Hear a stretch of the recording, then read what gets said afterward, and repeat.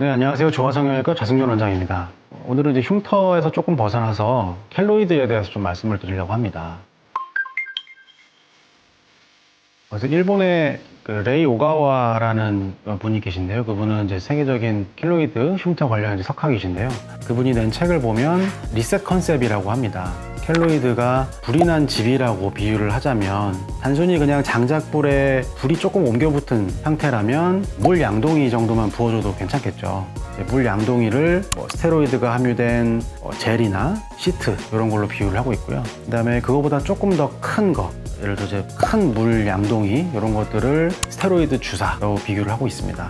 근데 이제 집 전체로 불이 이제 옮겨 붙게 되면 소방차를 불러야겠죠. 소방차에 비유하는 게 방사선 치료 그리고 냉동 치료가 되겠습니다. 근데 그럼에도 불구하고 집 전체로 불이 옮겨 붙게 돼서 너무 화염이 휩싸이게 되면은 결국에는 이제 불도저 같은 걸로 집 자체를 밀어버려야 되는 경우가 생기는데 그걸 이제 수술로 비교를 하고 있습니다. 즉 어느 한 가지 치료가 딱 정석적인 건 아니고 지금 켈로이드 상태가 어떠냐에 따라서 적절한 치료를 결정하게 됩니다. 그리고 한 가지 치료만으로 끝나는 게 아니라 또 새로운 치료를 병합하게 되고 잔불이 남아있기 때문에 다시 옮겨 붙게 되면 다시 커질 수 있다, 이렇게 생각을 하시면 되겠습니다.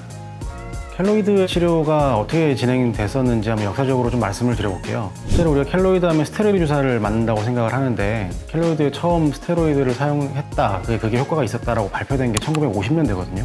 굉장히 현대에 들어와서 치료를 하게 된 질환인 겁니다. 근데 이제 스테로이드가 효과가 있었지만 많은 논문에서 이제 재발률이 높다에 대해서 이의가 많이 제기가 됐었고요. 그러니까 증식이 굉장히 빠르기 때문에 암에 준해서 방사선 치료를 진행을 하게 됩니다.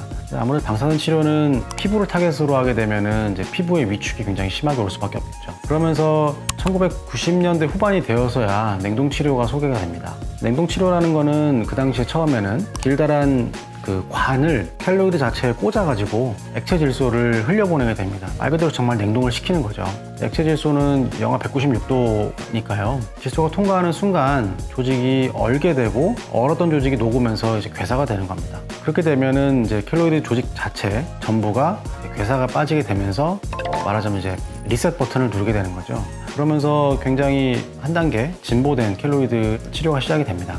이제 냉동 치료 같은 경우에도 방사선 치료보다는 좀 많이 간소화되긴 했지만 그 당시에도 이제 질소 탱크도 굉장히 크고 캐뉼라를 켈로이드에 직접적으로 꽂아야 된다는 점에서 굉장히 좀 침습적인 치료 방법이었습니다. 그래서 그 부분을 어떻게 좀 보완을 해볼까 하는 과정이 생겨난 게 이제 크라이오펜이라고 해서 피부에다가 액체 질소를 이제 뿌려주는 방법입니다.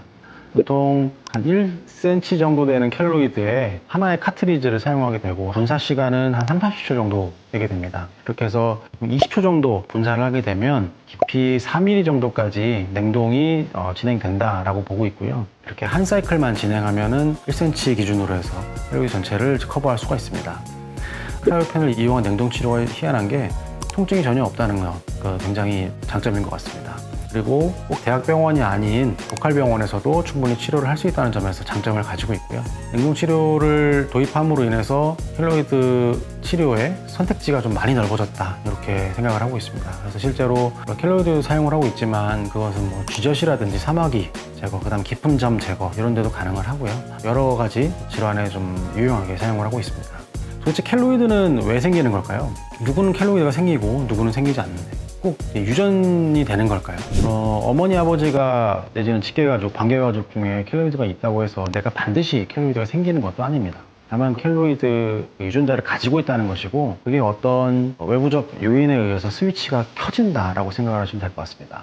그래서 그런 유전적 소인이 없는 사람은 켈로이드가 발생하지 않는 게 맞다고 보고 있고요. 그래도 이제 우리가 태어나면서 유전자 하나하나에 SNP라고 하는데요. 그런 것들이 하나씩 바뀌게 되면서 켈로이드의 유전자를 가지는 새로 생기는 경우도 발생을 하게 됩니다. 그럴 경우에는 내가 우리 가족 중에 켈로이드가 없음에도 불구하고 내가 켈로이드가 발생할 수도 있다는 거죠. 유전적인 소인이 있는 상태에서 변신적인 요소에는 어떤 것이 있냐면 가족성 고혈압 혹은 조절되지 않은 고혈압이 오래되었을 때, 이럴 경우에는 이제 혈관 자체가 고혈압으로 인해서 두꺼워지고 혈관 생성인자가 굉장히 많이 나타나는 상태거든요. 그런 것들이 이제 상처가 낫는 과정에서도 혈관 생성이 굉장히 많이 되면서 섬유아세포가 굉장히 많이 생겨난다, 이렇게 생각을 하고 있습니다.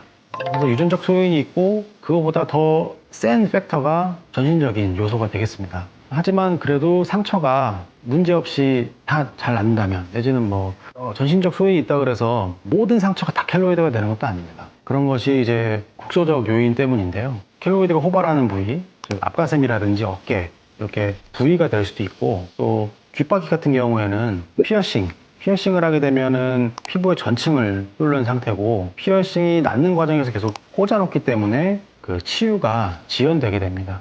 그러면서 그런 국소적 인자가 생겨난다라고 보고 있고, 또 피어싱이 꽂혀 있는 상태에서 우리가 베개를 베고 잠을 자게 되면 계속적으로 마찰이 발생하기 때문에 또 역시도 이제 국소적 요인이다, 이렇게 생각을 하고 있습니다. 그리고 켈로이드 자체가 어느 부피 이상으로 커져서 그 자체가 무게를 가지게 되면 그 무게로 인해서 또 당겨지는 힘이 발생하기 때문에 더 커질 수 있는 요인이 된다, 이렇게 말씀을 드립니다. 이렇게 세 가지 인자가 딱 모였을 때 켈로이드가 발생을 하게 되는 거고요. 그래서 계속 자라나는 켈로이드 같은 경우에는 더 커질 수가 있기 때문에 중간에 개입을 해서 치료를 시작하는 것이 훨씬 더 경제적이고 효과적이다라고 생각을 하고 있습니다. 켈로이드 체질이다라고 오시는 분 중에 정말 켈로이드가 있는 사람은 제가 봤을 때는 한 20% 정도 되는 것 같습니다. 쌍꺼풀 수술하러 오셨거나 눈수술, 코수술 하실 때 꼭 그 얘기를 말씀을 하시는데, 사실 눈꺼풀은 켈로이드가 잘 생기는 부위는 아닙니다. 왜냐면은 이제 눈을 깜빡깜빡 하더라도 피부가 여분이 있고 연하기 때문에 뼈 안쪽에 있는 조직은 크게 흉터가 남지 않고 나을 수 있다, 이렇게 설명을 하고 있습니다. 그래서 눈 수술의 경우에는 크게 켈로이드를 걱정하지 않고 수술을 하셔도 되겠다. 하지만 이제 켈로이드 소인이 있는 거는 꼭 말씀해 주셔라, 이렇게 말씀을 드리고 있습니다. 그래서 켈로이드 때문에 저희 클리닉에 오시면 유전적 인자 혹은 전신적 인자, 그다음에 국소적 요인을 문진을 하고 그걸로 통해서 치료 계획을 잡게 됩니다.